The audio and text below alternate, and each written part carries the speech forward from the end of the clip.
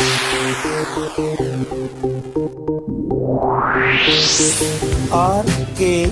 स्वागत है दोस्तों आपका एक बार फिर से हमारे YouTube चैनल RKB कैंफी वीडियोस में। एनसीईआरटी बुक के चैप्टर नंबर 12 कक्षा 12 का एल्डिहाइड, कीटोन और कार्बोक्सिलिक अम्ल चैप्टर के हम अभ्यास के प्रश्न आपके सामने प्रस्तुत कर रहे हैं, जिनमें से हमने पहले 6 प्रश्न आपके सामने प्रस्तुत कर दिए हैं। तो आइए आज हम लेकर चलते हैं आपका क्वेश्चन नंबर 7 को। देखें इस क्वेश्चन में क्या दिया गया है। क्वेश्चन नंबर 7 में आपको कहा गया है कि निम्नलिखित में से कौन से यौगिकों में एल्डोल संघनन होगा, किन में कैनिजारो अभिक्रिया होगी और किन में उपरोक्त में से कोई क्रिया नहीं होगी।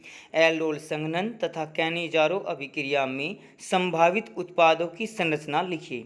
यहाँ पर तो केवल संरचना कही गई है, मैं कहूँगा कि जो उत्पाद बने उनके नाम भी लिखने हैं।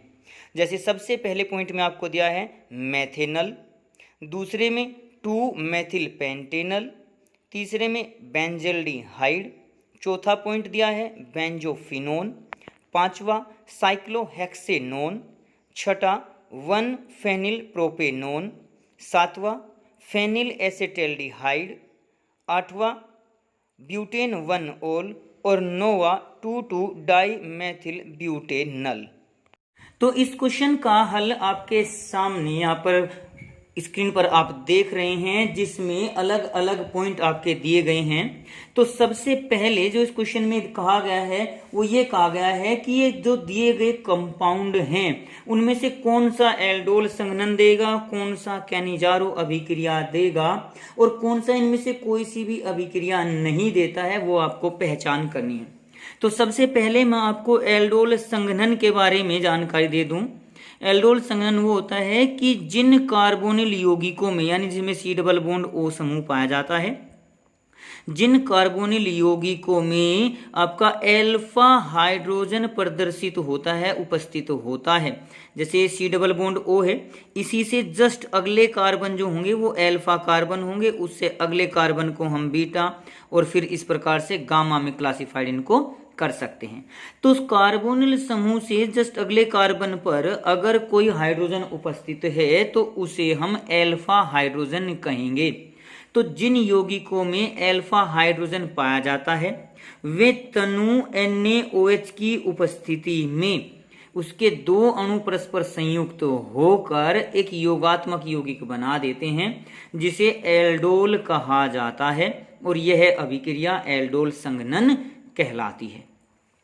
इसी प्रकार से अगर हम कैनिजारो अभिक्रिया की बात करें तो कैनिजारो अभिक्रिया में वे पदार्थ, वे उत्पाद, वे यौगिक भाग लेते हैं, कार्बोनिल यौगिक, जिनमें एल्फा हाइड्रोजन नहीं पाया जाता, यानी उनमें एल्फा हाइड्रोजन नहीं होना चाहिए। जैसे HCHO है, आपका C6H5CHO है, इन दोनों में एल्फा हाइड्रोजन नहीं है, फॉर्मेल्डिहाइड, बेंजल्डिहाइड में, तो ये कैनिजारो अभिक्रिया दे देंगे। जबकि CH3CHO है आपका एसेटल्डिहाइड, और इसी प्रकार से CH3COCH3 है, एसीटोन है, इन दोनों में आपके एल्फा हाइड्रोजन उपस्थित हैं, तो ये दोनों के दोनों एल्डोल संघनन को प्रदर्शित करते हैं। तो एक बार फिर से मैं आपको बता दूं कि एल्डोल संघनन, जिन कार्बोनिल यौगिकों में एल्फा हाइड्रोजन पाया जाता है वो एल्डोल संघनन देते हैं, और जिनमें एल्फा हाइड्रोजन नहीं पाया जाता वो कैनिजारो अभिक्रिया देते हैं। वैसे ये एल्डोल और कैनिजारो अभिक्रिया जो है ये संयुक्त रूप में भी थी, यानी अगर एक एल्फा वाला और एक विदाउट एल्फा वाला यौगिक अभिक्रिया करे तो भी अभिक्रिया हो सकती है। बस हमें वहां पर ये ध्यान देने की बात है कि कौन यौगिक किस पर अटैक करता है। तो चलिए इस बारे में विस्तार पूर्वक तो आप हमारी वीडियोस में देख सकते हैं, जहां पर हमने आपको ये एल्डोल और कैनिजारो अभिक्रिया पढ़ाई हैं। लेकिन अब हम इस क्वेश्चन को शुरू करते हैं, जिसमें सबसे पहले आपको दिया है मैथेनल यानी फॉर्मेल्डिहाइड। जैसे मैं अभी आपको यहाँ पर बता चुका कि HCHO फॉर्मेल्डिहाइड कैनिजारो अभिक्रिया देता है, क्योंकि इसमें एल्फा हाइड्रोजन नहीं होते तो वो कैनिजारो अभिक्रिया दे देगा। फॉर्मेल्डिहाइड का सूत्र होता है HCHO, डबल बॉन्ड O के रूप में इसको प्रदर्शित कर सकते हैं। तो इस HCHO के 2 अणु सांद्र NaOH के साथ अभिक्रिया करेंगे और कैनिजारो अभिक्रिया में एक तो बन जाता है आपका एल्कोहल और एक बन जाता है अम्ल का लवण। जो ये आपका यौगिक लिया गया है इसमें इस CHO को लेकर चलेंगे। इसके अलावा बाकी यहाँ जो भी जुड़ा हुआ है वो हम सेम टू सेम जोड़ते हुए चले जाते हैं। जैसे यहाँ कितने कार्बन है, एक, तो एक कार्बन का एल्कोहल आपका CH3OH होगा और एक कार्बन का अम्ल आपका HCOOH होता, लेकिन उस H की जगह आपका Na यानी सोडियम लवण प्राप्त होता है। तो यहाँ पर जो ये आपका होगा फॉर्मेल्डिहाइड यानी मेथेनल से एक तो बनेगा मेथेनॉल या मेथिल एल्कोहल और दूसरा बन जाएगा फार्मिक अम्ल का सोडियम फार्मेट का निर्माण हो जाता है। तो इस प्रकार से जो उत्पन्न यौगिक हैं आप उनके नाम भी जरूर लिख लें। दूसरा जो पॉइंट इसमें आपको दिया गया है वो दिया है 2-मेथिल पेंटेनल का। 2-मेथिल पेंटेनल की स्ट्रक्चर बनाएंगे तो CH3 CH2 CH2 CH CH3 CHO आ जाएगा। ये पहला कार्बन, ये दूसरा, तीसरा, चौथा और पांचवा। दूसरे कार्बन पर मेथिल जोड़ दिया गया तो ये हो गया 2-मेथिल और 5 कार्बन पर पेंटेनल हो जाएगा। अब चूंकि यहाँ पर इस एल्फा कार्बन पर आपके एल्फा हाइड्रोजन उपस्थित हैं तो एल्फा हाइड्रोजन उपस्थित होने के कारण ये एल्डोल संघनन को देगा और एल्डोल संघनन में तनु NaOH की उपस्थिति में इसी के दो अणु मिलेंगे। जैसे देखिए CH3 CH2 CH2 CH CH3 और इस CHO को मैंने C डबल बॉन्ड O और H के रूप में लिख लिया। यहाँ पर फिर इसी का एक दूसरा अणु अभिक्रिया करेगा इसके साथ, तो ये CHO, ये रहा CHO साथ के साथ CH यहाँ लिख दिया। ये एल्फा हाइड्रोजन है, एल्फा कार्बन से जुड़ा हुआ हाइड्रोजन। इसके पश्चात ये CH3 और जो अब ये बाकी बचा हुआ CH3 CH2 CH2 है इसको मैंने C3H7 1 2 3 और 3 2 5 और 2 7 C3H7 के रूप में लिख लिया। तो ये जो एल्फा हाइड्रोजन है ये अटैक करेगा कहाँ, ऑक्सीजन पर, क्योंकि कार्बोनिल समूह में ये कार्बन आंशिक धनावेशित और ऑक्सीजन आंशिक ऋणावेशित होता है। तो ये H पॉजिटिव जो होगा आंशिक रूप से ये इस नेगेटिव की ओर अटैक करेगा, जो बना देगा, देखना ये मैंने CH3 CH2 CH2 को फिर से C3H7 लिख दिया। उसके बाद CH CH3 CH CH3 फिर CH और ये O के साथ जो H जुड़ा OH ये लिख दिया गया। अब यहाँ कार्बन कार्बन के बीच बॉन्ड बन जाएगा, सिंगल बॉन्ड, ये C ये वाला C, ऊपर CHO नीचे CH3 नीचे CH3 और C3H7। अब अगर हम इसका नामकरण करेंगे तो यहाँ CHO से कार्बन काउंट किए 1 2 3 4 5 6 और 7, क्योंकि ये 3 कार्बन है तो 5 6 7 तीनों के तीनों यहाँ पर आ जाएंगे। अब जो ये कार्बन काउंट नहीं हुए, ये OH काउंट नहीं हुआ, तो ये सभी चारों के चारों इस CHO की तुलना में प्रतिस्थापी के रूप में प्रयुक्त किए जाएंगे। तो इसका नाम हम किस प्रकार से लिख सकते हैं, तीसरे पोजीशन पर हाइड्रोक्सी है, OH है तो हाइड्रोक्सी, 2 और 4 पर मेथिल है तो 2,4 डाइमेथाइल और आपका दूसरे पर ये प्रोपाइल हो जाएगा और हेप्टेनल इसका नाम लिख सकते हैं, हेप्टेनल CHO के कारण। अब यहाँ पर एक बात आपको ध्यान देने की है कि जो अल्फाबेटिकली ऑर्डर में देखो OH के लिए हाइड्रोक्सी लिखा, H पहले आता है, CH3 के लिए मेथिल M बाद में आएगा और प्रोपिल P उसके बाद आता है। तो इनको अल्फाबेटिकली ऑर्डर में आपको लिखना होगा। अब तीसरा पॉइंट दिया है आपका बेंजल्डिहाइड। जैसे कि अभी आपको बताया था बेंजल्डिहाइड होता है C6H5CHO, बेंजीन रिंग के साथ CHO, यानी इसमें भी अल्फा हाइड्रोजन परमाणु नहीं होते, ये विदाउट अल्फा हाइड्रोजन होता है, इसलिए ये कैनिजारो अभिक्रिया दे देगा। और कैनिजारो अभिक्रिया में क्या आपका C6H5CHO जब सांद्र NaOH के साथ क्रिया करेगा तो देखना ये CHO के बारे में बताया था, ये C6H5 हम बाद में जोड़ेंगे। CHO के स्थान पर हमने एक कार्बन के स्थान पर CH2OH रख दिया और यहाँ पर C6H5 हमने फिर हटा दिया और CHO के स्थान पर COONA लिख दिया। तो इस प्रकार से C6H5 दोनों जगह जोड़ दीजिए तो ये अभिक्रिया कैनिजारो अभिक्रिया हो जाती है। इसी क्रम में अब हमारा चौथा पॉइंट जो आता है बेंजोफिनोन का आता है, जिसका स्ट्रक्चर होता है C6H5 C डबल बॉन्ड और C6H5। ये डाइफेनिल कीटोन या बेंजोफिनोन होता है, लेकिन ये किसी भी अभिक्रिया को नहीं देता, न तो देता है एल्डोल कंडेंसेशन और न ही देता है कैनिजारो अभिक्रिया। क्यों? क्योंकि देखिए अल्फा हाइड्रोजन इसके पास नहीं है, तो इस कारण तो एल्डोल अभिक्रिया ये नहीं देगा। और चूंकि यहाँ पर अल्फा हाइड्रोजन के साथ साथ यहाँ कीटोन जो है इसकी दोनों संयोजकताएं CO से कंप्लीट हो रही हैं, तो कीटोन होने के कारण ये कैनिजारो अभिक्रिया भी नहीं देगा। तो इस प्रकार से हम बेंजोफिनोन के बारे में कह सकते हैं कि न तो यह एल्डोल संघनन देता है और न ही कैनिजारो अभिक्रिया। तो इसी क्रम में अब हम 5वें पॉइंट को लेकर चलते हैं जो साइक्लोहेक्सेनोन दिया हुआ है। साइक्लोहेक्सेनोन कुछ इस प्रकार से बन जाएगा। तो यहाँ कीटोन समूह उपस्थित होने के साथ साथ देखिए कीटोन को जो अगला कार्बन है उसको हम कुछ CH2 के रूप में लिख सकते हैं। तो आगे देखा जाए तो दोनों कार्बन अल्फा कार्बन हैं, एक कार्बन 2 3 4 5 और 6, टोटल 6 कार्बन हो गए। तो साइक्लो है तो इस साइक्लोहेक्सेनोन की संरचना तो इस प्रकार से बन सकती है। अब अल्फा हाइड्रोजन होने के कारण ये क्या देगा अभिक्रिया, एल्डोल संघनन अभिक्रिया को दे देता है। अब एल्डोल संघनन में जब भी अटैक करता है तो ये अल्फा हाइड्रोजन अटैक करते हैं, तो इसलिए हमने एक संरचना तो पहली सेम टू सेम बना ली। C6H11 के साथ जो आपका बना है ये डबल बॉन्ड O के साथ आ जाएगा, और इसके साथ जब ये CH2 का एक H अटैक करेगा तो ये यहाँ पर कार्बन के साथ जो ऑक्सीजन जुड़ा हुआ है, चूंकि ये पार्शली पॉजिटिव पार्शली नेगेटिव होगा तो एक हाइड्रोजन इस पर अटैक कर देगा। और यहाँ देखना ये ऑक्सीजन के साथ तो गया OH, और इस कार्बन के साथ अब जो ये कार्बन बचा CH वाला ये इसके साथ बॉन्ड बना देगा। ये कार्बन आपका ये CH वाला ही है, तो ये CH वाला बॉन्ड इसके साथ बना देगा। अब यहाँ पर अगर हम कार्बन को देखें तो C5H10 ने इसके साथ अभिक्रिया की और तनु NaOH की उपस्थिति में, तो ये आपका एक योगात्मक यौगिक बन गया, जिसका नाम अगर हम लिखेंगे तो वो आ जाएगा 2। दूसरे पोजीशन पर ये हाइड्रोक्सी साइक्लोहेक्सेनिल, अगर हम केवल इसका नाम देखें तो ये साइक्लोहेक्सेनोल बनता, साइक्लोहेक्सेनोल, लेकिन ये OH भी प्रतिस्थापी के रूप में है इसलिए हमने इसको तो हाइड्रोक्सी लिख दिया, और जो ये रिंग बची ये साइक्लोहेक्सेनिल बन गया। जिस प्रकार मैथिल एथिल प्रोपिल लिख रहे थे तो यहाँ हेक्सेनिल बन जाएगा। और फिर अगले वाले में देखें तो ये साइक्लोहेक्सेन 1 ओन, पहले पर डबल बॉन्ड O कीटोन आ गया तो साइक्लोहेक्सेन 1 ओन बना देगा।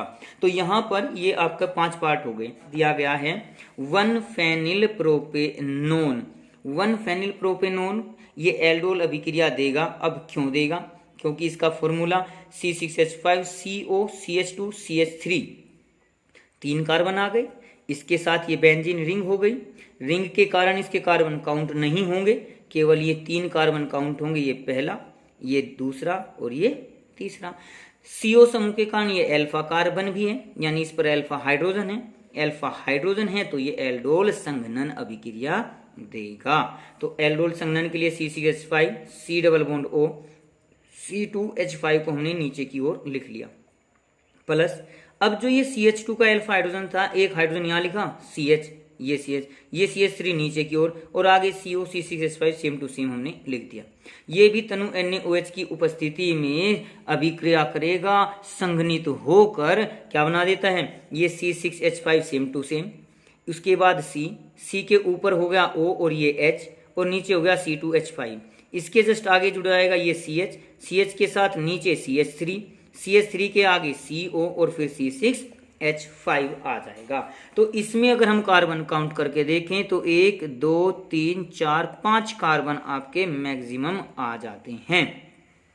तो ये OH, ये C6H5, ये CH3, ये C6H5 ये काउंटिंग में कार्बन नहीं आए, तो इस कारण ये चारों के चारों एज ए सब्स्टिट्यूएंट यानी प्रतिस्थापी की भांति कार्य करेंगे। तो जिसमें हम यहाँ पर ले सकते हैं 3 हाइड्रोक्सी, तीसरे पर OH आया है तो 3 हाइड्रोक्सी, दूसरे पर आया हुआ है मैथिल, ये 1 ये 2 था ना, तो दूसरे पर आपका आ गया मैथिल, और पहले और तीसरे पर 1,3 डाई फिनाइल, 2 बार ये फेनिल समूह आ गया, और पेंटेन 5 कार्बन होने के कारण पेंटेन पहले पर है 1 कीटोन ओन।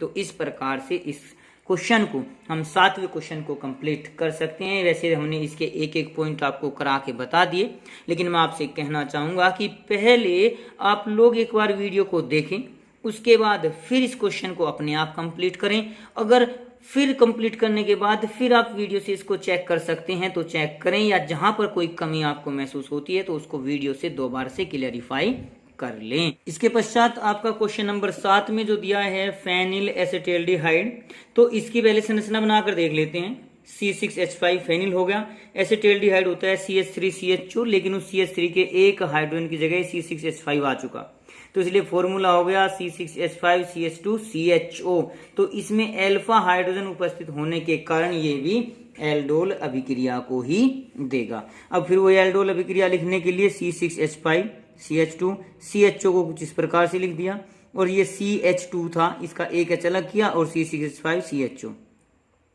ये हाइड्रोजन यहाँ अटैक करेगा ऑक्सीजन पर, तो ये C6H5 same to same CH2CH ये आ गया, इसका बन गया OH single bond CH C6H5 और CHO।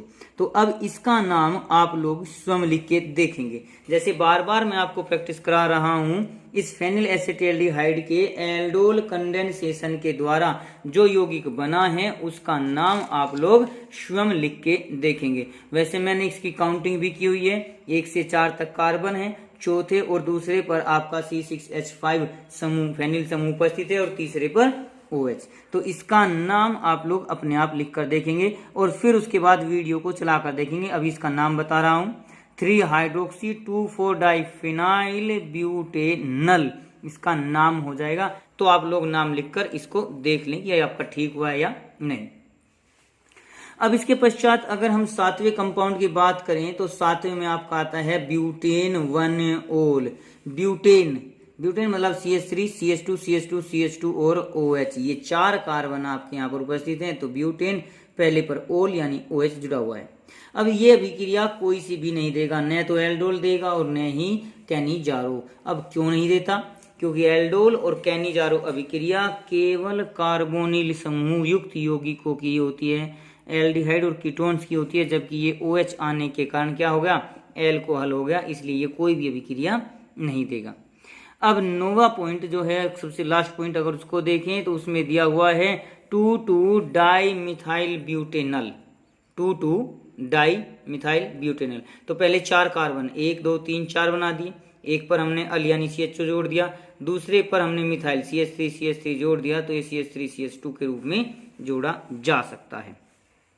ये भी जब सांद्र NaOH के साथ अभिक्रिया करेगा तो उसमें क्या बना देगा, ये कैनिजारो अभिक्रिया देगा। पहले तो ये देख लेते हैं, लेकिन कैनिजारो अभिक्रिया क्यों देगा, क्योंकि यहाँ इस दूसरे कार्बन पर, एल्फा कार्बन पर कोई हाइड्रोजन नहीं है, यानी एल्फा हाइड्रोजन अनुपस्थित है, इसलिए ये कैनिजारो अभिक्रिया देगा। अगर यहाँ पर एल्फा हाइड्रोजन होते तो ये एल्डोल अभिक्रिया दे सकता था। तो जब यहाँ पर एल्फा हाइड्रोजन नहीं है तो ये सांद्र NaOH के साथ अभिक्रिया करेगा और बना देगा क्या, एक तो बनाएगा एल्कोहल, X के रूप में मैंने इसको लिख दिया। अगर हम इस समूह को X मान ले, क्योंकि जो CHO है हम बार बार क्या कर रहे हैं, इस CHO के स्थान पर CH2OH जोड़ रहे हैं और इसी के स्थान पर COONA लिख रहे हैं। बाकी बचा हुआ जो समूह है उसके स्थान पर हमने X लिख दिया।